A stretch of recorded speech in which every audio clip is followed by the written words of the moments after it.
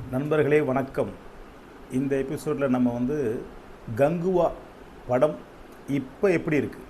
ஏன்னா கங்குவா படம் ரிலீஸ் ஆகி அந்த கங்குவா படத்தை ட்ரோல் பண்ணி கங்குவா படத்தை பல வகையாக டிஸ்கரேஜ் பண்ணி அதில் டைரக்டர் நடிகர் எல்லாருக்குமே அவப்பெயர் ஏற்படுத்துகிற மாதிரி பண்ணி அந்த படம் மிகப்பெரிய சரிவு கண்டிருக்கு.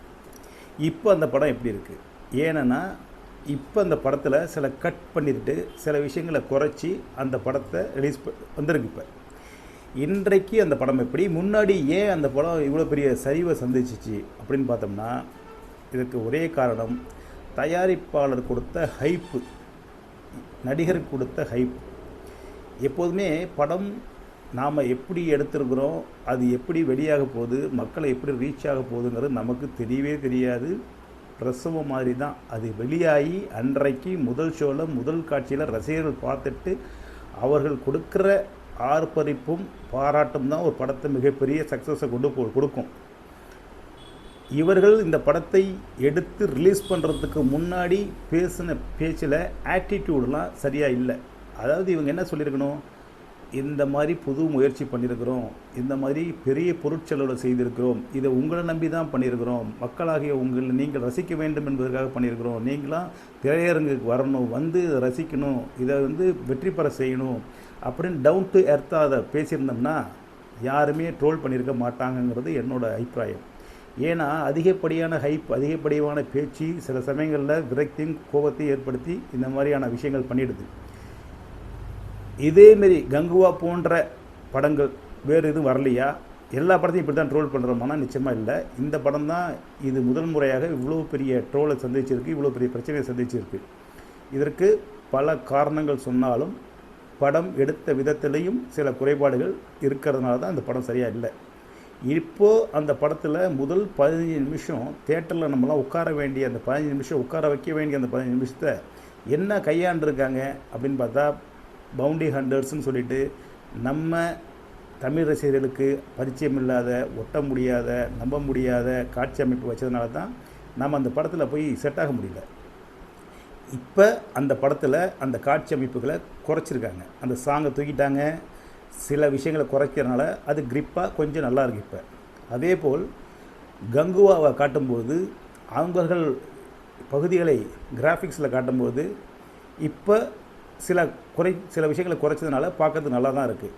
இன்னொன்று, ஒரு பையனுக்கும் சூர்யாவுக்கும் ஏற்படுற கனெக்ஷன், அன்பு, அது சரியாக ஒட்டலை அப்படின்னு ஒரு விமர்சனம் இருந்துச்சு. அந்த படத்துக்கு அதுதான் மெயின்.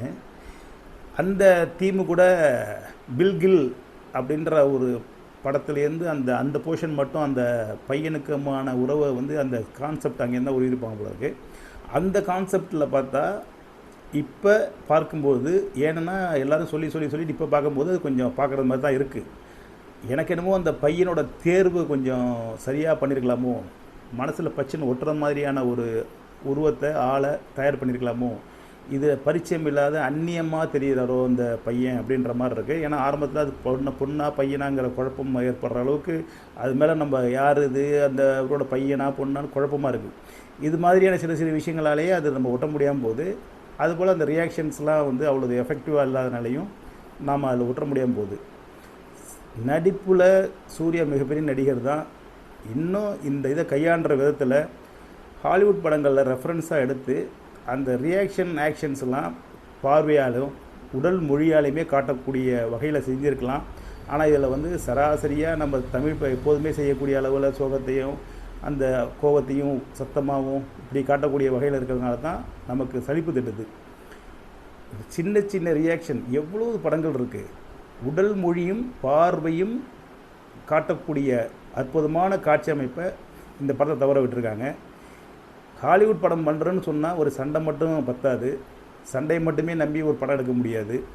அதில் பாசிட்டிவாக பார்க்கக்கூடிய வகையில் இந்த படத்தில் பெண்கள் தனியாக சென்று ஒரு இதில் பிரச்சனையில் மாட்டிக்கும் போது அவர்கள் என்ன செய்கிறாங்க, எப்படி போராடுறாங்க, எப்படி அவங்களுக்கு வலிமை வருதுங்கிற மாதிரியான விஷயங்கள் காட்டப்படுது. அது சிறப்பாகவே செஞ்சுருக்காங்க, நல்லாவே செஞ்சுருக்காங்க, அற்புதமாக செஞ்சுருக்காங்க.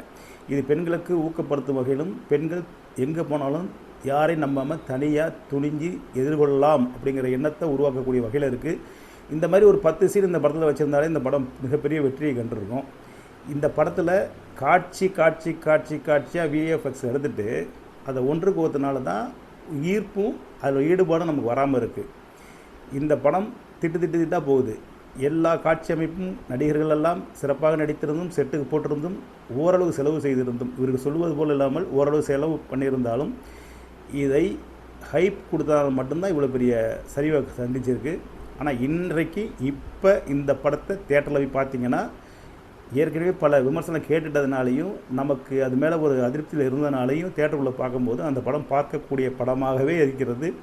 அதை நாம் பார்க்கலாம். இந்த குழுவிற்கு நம்ம அது ஆதரவை கொடுக்கலாம். இந்த படம் இப்போது பார்க்கும் வகையிலே இருக்கிறது. ஒரு முறை பார்க்கக்கூடிய படமாகவும் இருக்கிறது. இதை தேட்டரில் சென்று பாருங்கள். இந்த அனுபவத்தை புதுமையாக உணரலாம். போய் பாருங்கள். நன்றி, வணக்கம்.